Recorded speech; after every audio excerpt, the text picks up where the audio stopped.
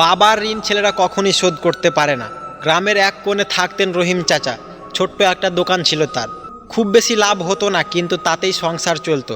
সবচেয়ে বড় স্বপ্ন ছিল ছেলেটাকে মানুষ করা। ছেলেটার নাম ছিল সোহেল। পড়াশোনায় ভালো ছিল, শহরে চাকরিও পেল। শহরে যাওয়ার পর ধীরে ধীরে ফোন করা কমে গেল, বাড়ি আসাও কমে গেল। রফিক চাচা কাউকে কিচ্ছু বলল না, দোকানে বসে শুধু বলল ছেলে ব্যস্ত আছে। একদিন দোকানে একজন গ্রামবাসী এসে বলল, চাচা সোহেল তো শহরে ভালোই আছে, কিন্তু আপনাকে তো ভুলেই গেছে। রফিক চাচা মুচকি হেসে বলল, ও ভুলে গেছে তো কি হলো, আমি তো ওকে ভুলে যাইনি। কয়েক মাস পর রফিক চাচা অসুস্থ হয়ে পড়ল। হাসপাতালে নেওয়ার মতো টাকাও ছিল না। তবুও ছেলেকে ফোন দেয়নি, কারণ তিনি চায়নি ছেলের কাজে বাধা দিতে। হঠাৎ একদিন সোহেল বাড়ি এলো। বাবাকে দুর্বল দেখে শুধু একটাই কথা বলল, বাবা তুমি আগে কেন বলনি?